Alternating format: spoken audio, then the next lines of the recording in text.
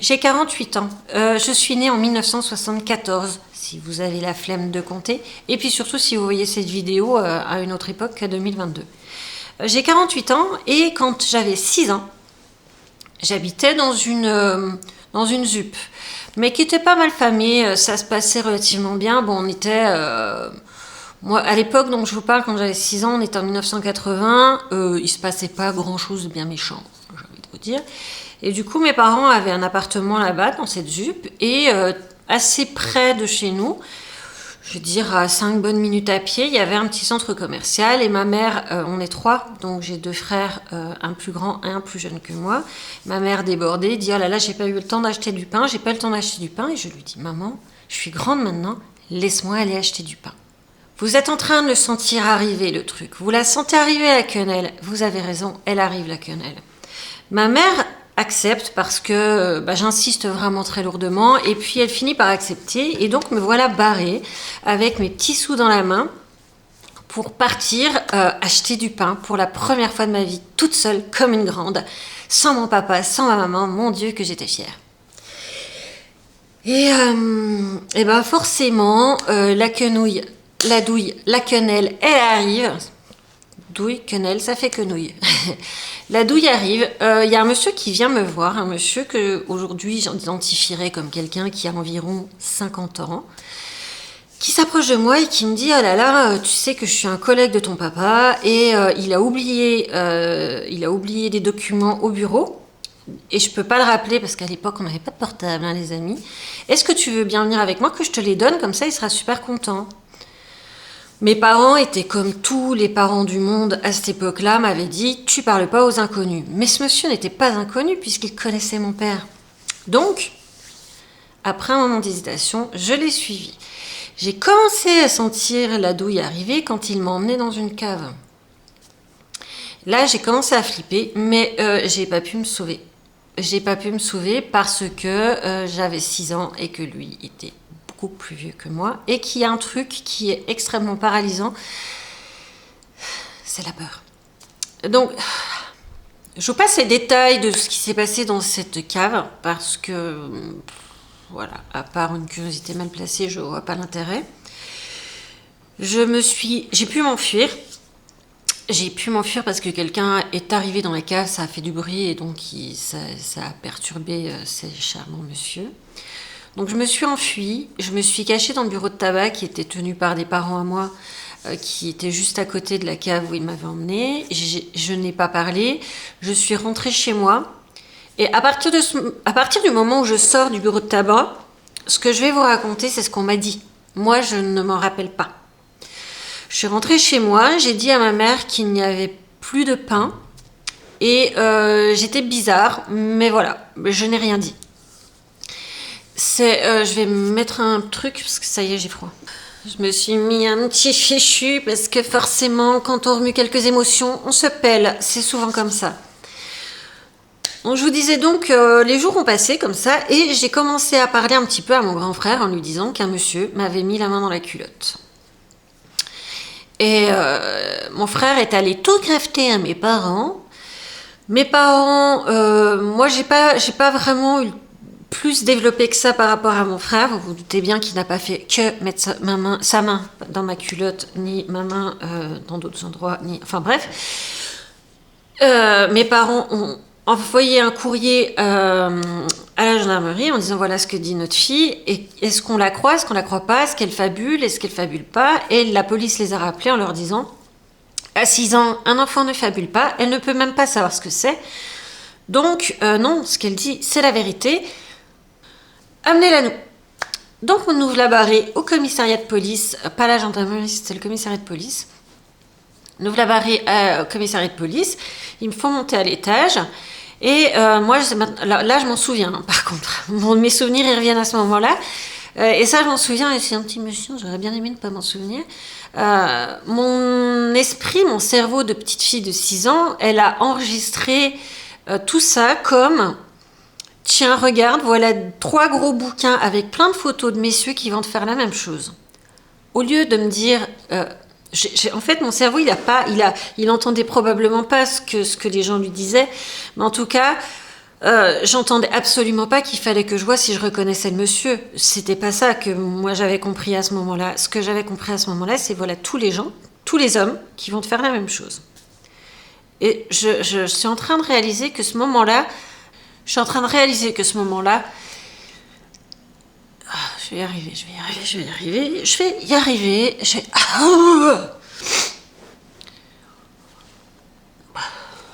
Je suis en train de réaliser que ce moment précis, là où je me suis dit tous ces hommes vont me faire la même chose, que ce moment précis a été capital dans mon développement. Je vais vous expliquer pourquoi après.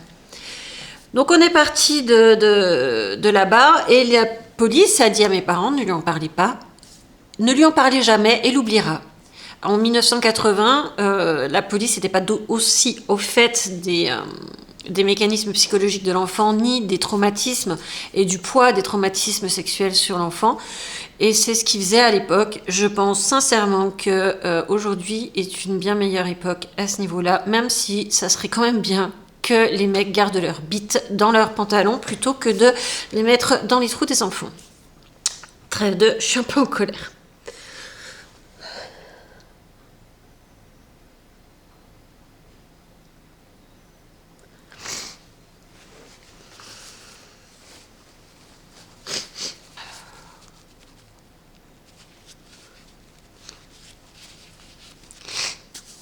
Donc on est rentré chez nous, et puis mes parents n'en ont jamais parlé. Dans l'appartement dans lequel on vivait, mon père avait fait une chambre noire parce qu'il adorait la photo. Vous voyez là derrière qu'il y a une photo, c'est moi. Et il développait les photos dans cette chambre noire, sauf que quand j'ai eu 6 ans justement, ils se sont dit, il faut séparer les garçons de la fille, donc on va laisser les garçons dans une chambre, on va mettre Claire dans une autre chambre, et nous on va récupérer le labo photo qui en fait était une chambre, comme notre chambre pour les parents. Ainsi, j'avais une chambre pour moi toute seule. Ça avait un côté très sympa, sauf à un moment donné, ça n'a pas été très sympa parce que mon père s'était marié avant de rencontrer ma mère et il avait eu 2 enfants, un garçon et une fille. Un jour, ce garçon, dont je tairai le nom, est venu passer quelques jours chez mes parents, enfin chez nous, et mes parents l'ont mis là où il y avait de la place, dans ma chambre. Et j'avais 7 ans. Et ça faisait 1 an que je m'étais fait violer par ce mec dans la cave. Et youpi, ça devait me manquer, rebelote. Mon demi-frère, qui avait 17 ans, il avait 10 ans de plus que moi, enfin il a toujours 10 ans de plus que moi, a trouvé ça justifié et amusant de jouer avec moi. Et alors j'ai un souvenir, c'est pareil, j'ai un souvenir qui a un début, une fin, et puis qui reprend. Mais il y a, en fait... J'ai le souvenir d'essayer de me barrer de la chambre. Il me rattrape, ferme la porte.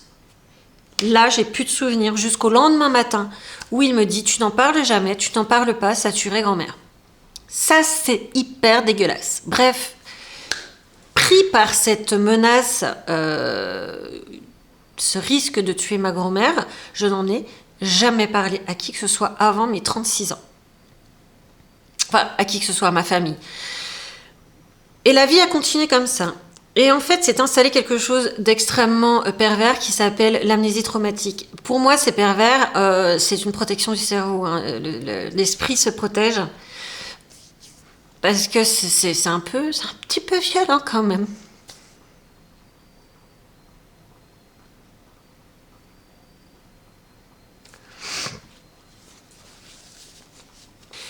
Moi, je me rendais bien compte que j'avais un problème. Enfin, je me rendais pas compte que j'avais un problème. Je me rendais juste compte que j'étais pas comme les autres filles. C'est-à-dire que j'allais me promener. On a déménagé de la ZUP, j'avais 10 ans. Donc pendant 3 ans, je sortais dans les petits parcs qu'il y avait en bas de chez nous. Et j'enlevais ma culotte. Je me rendais bien compte. Et puis, il y a un âge qui arrive. Un âge arrive où... il existe un truc, c'est l'éveil de la sexualité. On commence à comprendre, on commence à se rendre compte que dans notre corps, il se passe quelque chose, traumatisé ou pas traumatisé. On a des hormones, ces hormones, elles font leur job.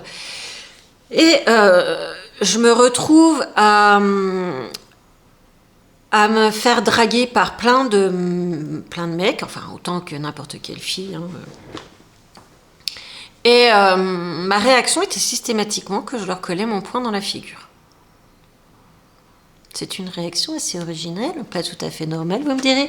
Mais moi, voilà, je leur filais mon poing dans la figure. Quand j'avais 17 ans, mon père réparait des télévisions, les magnétoscopes, les trucs comme ça. Et donc, des fois, les gens, ils lui amenaient des trucs à réparer, ils venaient pas les chercher. Ça a été le cas d'un radio-réveil avec un poste de télé intégré. Mais alors, le poste de télé était comme ça, il n'était pas énorme.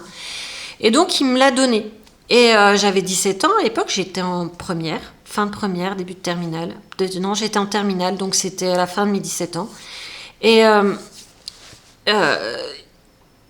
soir, je dormais pas, parce que forcément, mais une télé, un adolescent, tu vas voir s'il dort à 9h. Non, je dormais pas. J'ai regardé la télé et je tombe sur un reportage. Donc, je m'excuse, là, je vais avoir la voix qui va trembler, tout ça, machin, mais c'est normal. Je tombe sur un reportage avec une nana qui raconte mon histoire. Qui parle d'un truc, c'est mon histoire. Sauf qu'au moment où je l'entends, je ne sais pas que c'est mon histoire. J'ai juste une ribambelle d'images qui me saute à la tronche d'un coup. Je me prends tout dans la gueule en une seule fois. Enfin, pas tout, puisque j'ai toujours 2 amnésies. Je me prends vraiment tout dans la gueule en une fois. Et là, quand le World Trade Center tombe, moi je tombe avec. On n'était pas du tout, on était largement avant 2011, je me rassure, c'est une image. Je tombe d'un immeuble, mais de 100 000 étages, quoi. Mon univers est détruit en 10 secondes. En l'espace de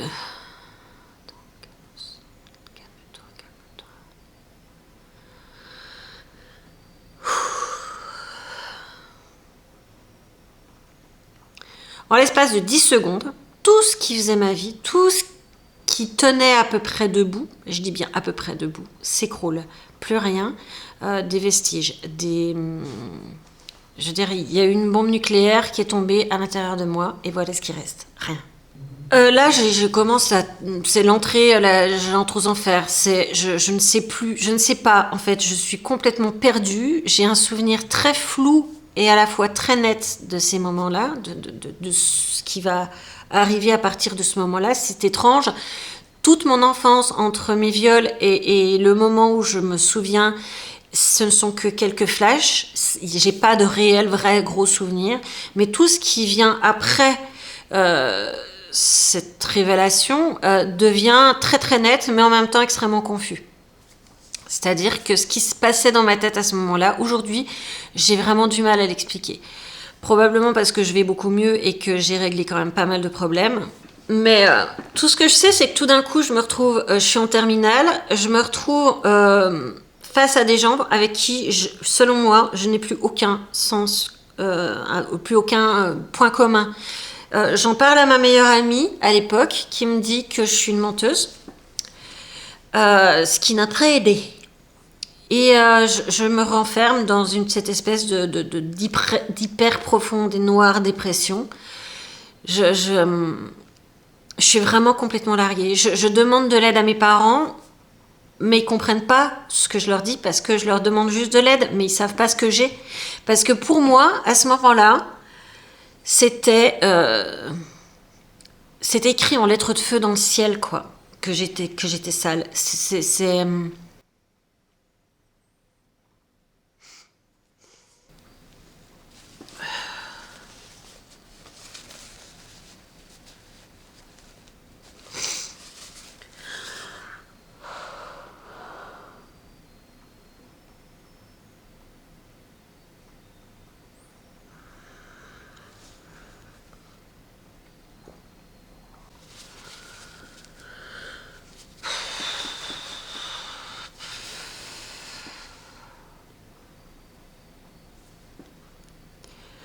Ça se voit tellement quand tu pleures, Claire, arrête, quoi. Ce passage où je demande de l'aide à mes parents, c'est un passage qui dure bien évidemment plusieurs mois. Et pendant cette période-là, j'allais souvent voir ma voisine dont je vous ai déjà parlé, qui est infirmière et qui me dit « Pourquoi tu ne serais pas infirmière ?» Et vu que enfoncée dans cette dépression, franchement, j'allais pas bien. En vérité, j'allais vraiment pas bien du tout. j'arrive quand même à me dire, bah écoute, ouais, c'est pas forcément une mauvaise idée, parce que c'est clair que si je dois aller en fac, notamment en fac de lettres, puisque c'est ce qui me plaisait, c'était les lettres, je vais rien glander, je vais rester dans le fond de mon pieu et je vais rien faire. Donc je décide de passer les concours d'infirmière, donc je redouble bien évidemment mon bac, on va pas être étonné, hein. Et je repasse mon bac une deuxième fois, donc je vais pas mieux, hein, je suis toujours très, très gaie comme personne. Je vis pas du tout dans mon marasme et je finis par avoir mon concours d'infirmière et je pars à l'école d'infirmière à 50 km de chez moi. Et je me retrouve loin et je me retrouve à devoir jouer mon futur. Je suis à un moment crucial de ma vie et en même temps, j'en ai rien à foutre. Mais j'en ai rien à branler. C'est-à-dire qu'à ce moment-là, je suis infirmière, je suis pas infirmière, je suis Premier ministre. Je m'en fous. À ce moment-là, la seule chose qui m'importe, à la limite, c'est de mourir. Ouais, c'est le seul truc qui me paraissait sympa. Et donc, je me retrouve à aller à l'école infirmière et un jour, il y a un pédopsychiatre qui nous fait cours. Et alors là, j'en parlais plus volontiers, si tu veux, à cette époque-là. Donc, j'en avais parlé à deux ou trois amis qui sont devenus des amis par la suite. Et qui me disent, va lui parler. Parce que quand je l'écoutais, déjà, il était rassurant. Il parlait à la petite fille en moi.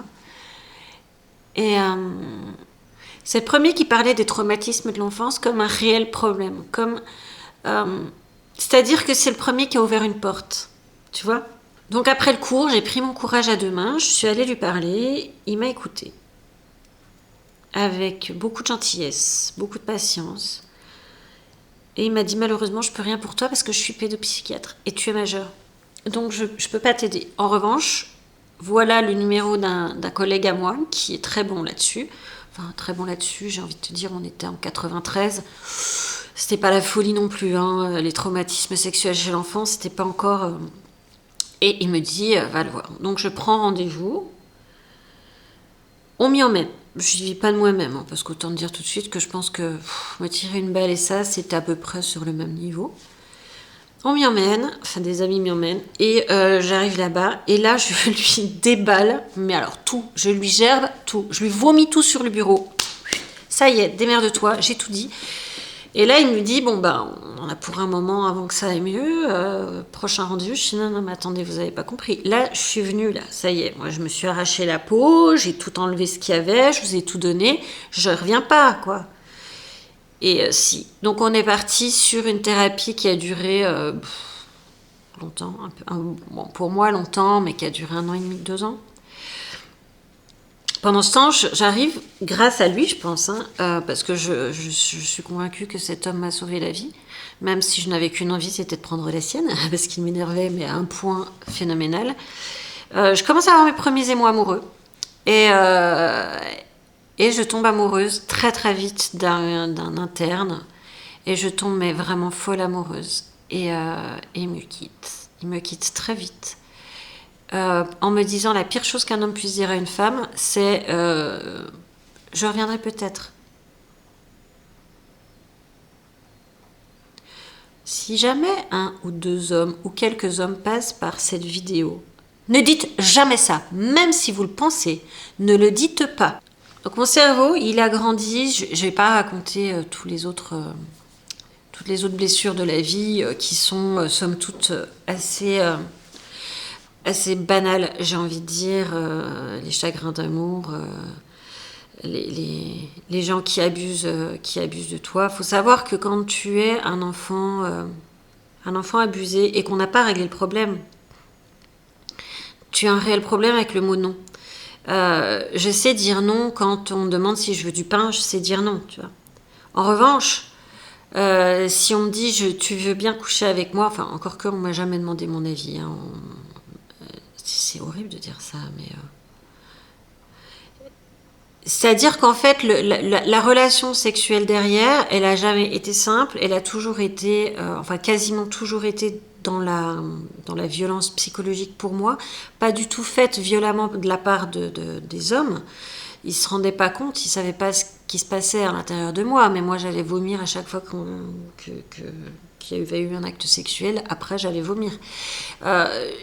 J'ai eu beaucoup de mal à m'approprier mon corps et mon plaisir, encore que mon corps et moi, on n'est pas encore hyper potes. Donc voilà, la vie sexuelle derrière, elle n'est pas simple. Donc en fait, si j'ai pas d'enfant, c'est parce que j'ai jamais voulu d'enfant. Si j'ai jamais voulu d'enfant, c'est parce que j'avais une peur panique qu'il lui arrive la même chose qu'à moi et que j'ai passé une grande partie de mon existence à ne voir que le mauvais côté des choses, que le côté sombre des choses. Donc mettre au monde un enfant dans un monde comme le nôtre, je ne comprenais pas. Et du coup, avoir un homme dans sa vie, ça sous-entend avoir pas peur de l'homme. Quand je vous disais tout à l'heure qu'au moment où je me suis retrouvée au commissariat et où ils m'ont montré toutes ces photos des hommes qui allaient me faire la même chose, ça me touche tellement, c'est dingue. C'est bien que c'est là que ça s'est passé.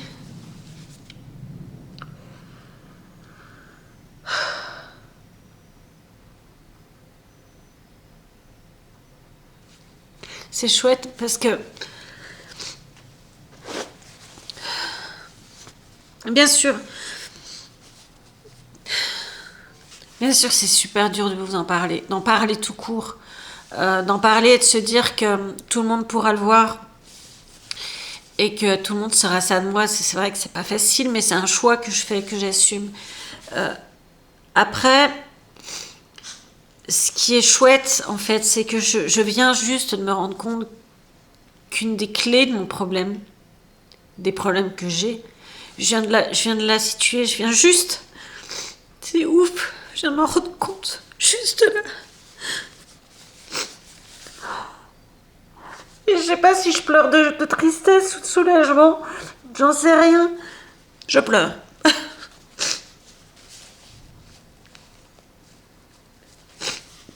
Ça se dit pas, hein. Je suis tellement désolée pour moi. Je suis tellement désolée pour cette petite fille.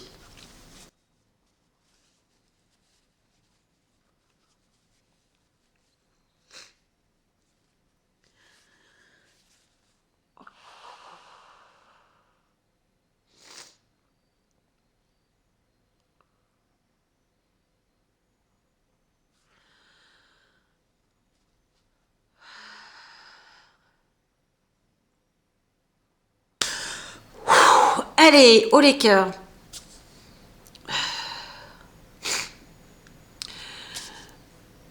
En fait, à ce moment-là, que j'arrive pas à vous parler, parce que comme je viens de vous dire, je viens juste de réaliser quelque chose, c'est qu'au moment où ils m'ont montré toutes ces photos de tous ces hommes qui allaient me faire la même chose, bah, c'est construit quelque chose que j'arrive pas forcément à identifier, puisque je viens juste de réaliser, c'est que j'ai mis tous les hommes dans le même panier.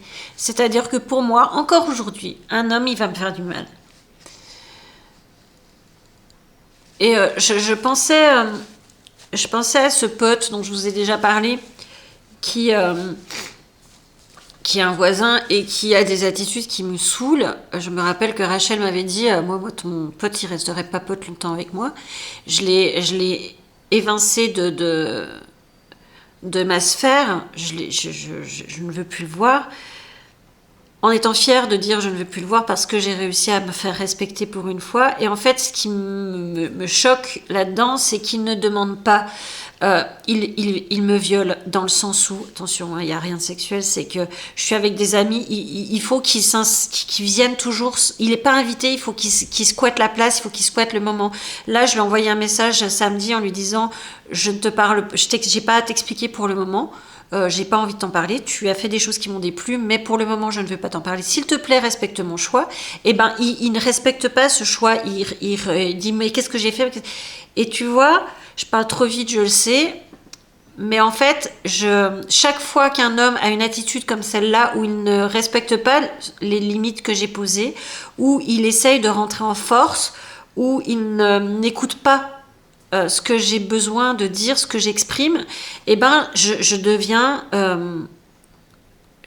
soit comme là je ghost, c'est-à-dire je ne lui parle plus, soit je deviens hyper agressive, mais en tout cas j'ai plus une attitude normale. Et je n'ai pas fait qu'une seule thérapie, je vous rassure, j'en ai fait 3. La dernière que j'ai faite, c'était un EMDR.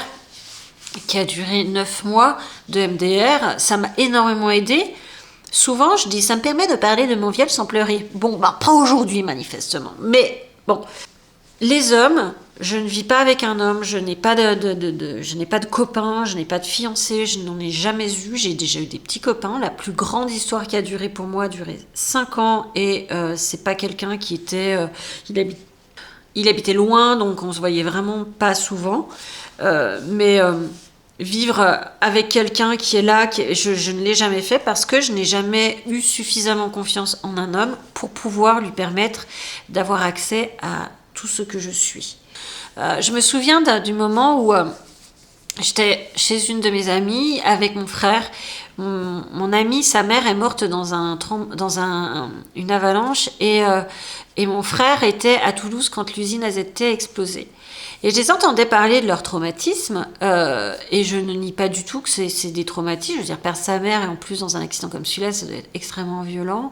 Et être en train de donner un cours et voir tout qui s'écroule, ça doit faire flipper un truc de ouf.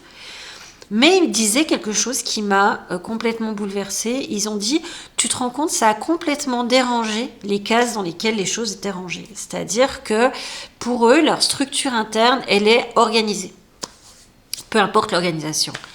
Et là, j'ai fait, waouh, mais moi, j'ai pas ça. Je vous disais tout à l'heure un champ de ruines. En fait, quand je regardais à l'intérieur, c'est tout ce que je voyais, un champ de ruines. Il n'y a rien. Rien ne peut pousser là-dessus.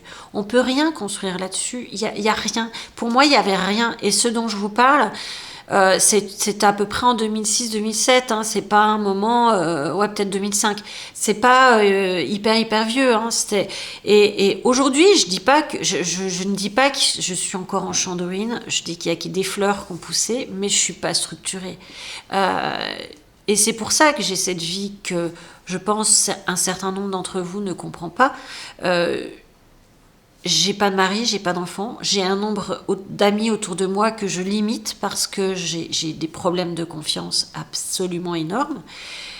Mais j'aime, tu vois, j'aime la vie, j'aime le monde, j'aime les gens, j'aime demain, j'aime l'idée que tout ça, c'est pas vain.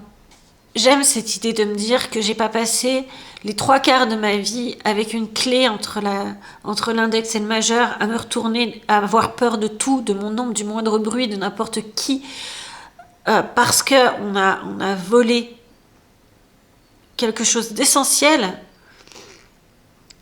Ben, j'aime penser que c'était pas pour rien, que c'était pas juste pour faire du mal, juste que je suis pas juste condamnée à survivre.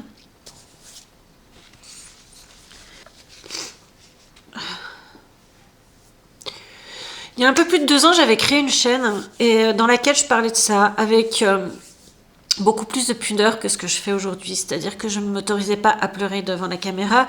J'avais pas vraiment d'auditeurs. Les seuls auditeurs que j'avais, c'était ceux que je connaissais moi. Et j'avais publié cette vidéo et je voulais en faire quelque chose de plus documentaire et un petit peu moins de personnel. Et ça avait déjà été super dur à faire. Je m'aime beaucoup plus maintenant qu'à ce moment-là, qu'il y a 2 ans et demi, quand j'ai tourné ce truc. Je m'aime beaucoup plus parce que aujourd'hui, j'ai pas de problème à dire que bordel de merde, je mérite vachement mieux.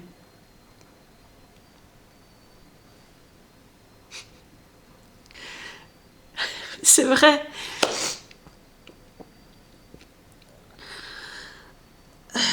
Si on méritait tout ce qui nous arrive de pas bien dans la vie, ce que j'allais dire aurait une valeur. J'allais dire je mérite pas ça, mais personne ne mérite la douleur que les autres leur infligent. Mais je mérite même pas le mal que moi je me suis fait. En acceptant de me rendre compte, je refusais en tout cas, de me rendre compte que la façon dont je transformais ça comme quelque chose d'extrêmement grave, ça l'est, on est d'accord, mais je pouvais aussi me dire que j'avais le droit de vivre et j'ai passé tellement longtemps à ne pas me dire ça et à me dire que j'étais une grosse merde et à me dire que j'étais crade et à me dire que tout le monde le voyait et à me dire que J'étais qu'un cafard, quoi. Ça va me coûter cher en mouchoir, cette connerie, hein. Je me suis fait tellement de mal. Tellement.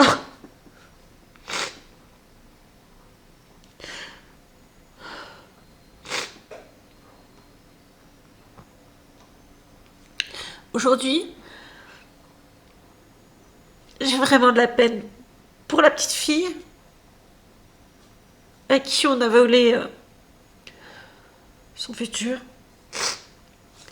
Mais j'ai aussi tellement de peine pour cette femme que j'ai été, à qui j'ai interdit de vivre, à qui j'ai interdit le bonheur parce que je suis restée focalisée sur un événement, enfin deux, qui ont duré, allez, 2 jours.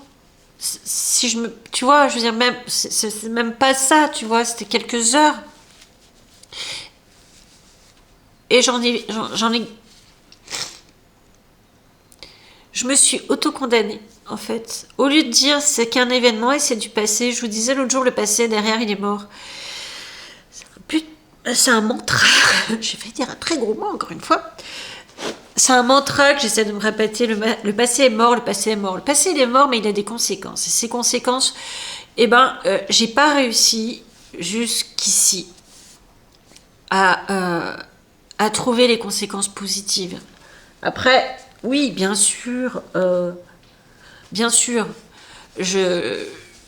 ça m'a fabriqué et je suis quelqu'un qui est peut-être plus fort que quelqu'un d'autre. J'en sais foutre rien et j'ai envie de dire, je m'en tape complètement. Peut-être que tout ce que j'ai fait dans ma vie, je l'aurais pas fait. Peut-être que, tu vois, ma vie a certainement été différente. Je ne saurais jamais ce qu'aurait été ma vie sans ça. Mais tu vois, l'autre jour, une de mes abonnées me disait ce qui nous tue pas nous rend plus forts. Je suis pas sûre. Moi, j'ai pas le sentiment d'être plus forte parce qu'on m'a volé ça, tu vois. J'ai pas le sentiment. J'ai le sentiment on m'a pris mes chances. On m'a pris toutes les clés pour devenir une femme normale. Et on les a toutes jetées. Et il y en a qui sont fondus dans le magma de la terre. Tu sais, c'est mon précieux. D'où m'est venue cette idée? Je n'en ai aucune idée. Bref, j'ai pas le sentiment d'être plus forte. J'ai le sentiment de me démerder comme je peux dans une vie qui est pas forcément super adaptée à ce que je suis. D'autant que je ne sais pas faire semblant. Donc forcément, c'est chiant, quoi. La Claire joyeuse, déconneuse que vous voyez, c'est la vraie Claire. Celle que vous voyez dans cette vidéo, c'est la vraie Claire aussi. La meuf, elle est schizophrène, sa mère. On est tout ça, quoi. Je veux dire, je suis pas qu'une seule. La Claire râleuse, c'est moi aussi. Je me débrouille comme je peux pour avoir la plus belle vie possible. Je travaille tous les jours pour avoir la plus belle vie possible, pour être heureuse. Et le bonheur, c'est un peu chaque jour. Et la personne que je suis, qui a été construite sur ces sables mouvants, ces trucs un peu bancaux, ça se dit bancal plutôt. Un cheval, des chevaux, bancal. Banco, c'est un jeu d'argent clair. Ouais. Et voilà, et je ne sais pas comment finir cette vidéo, si ce n'est vous dire merci de m'avoir écouté, je vous aime, à bientôt.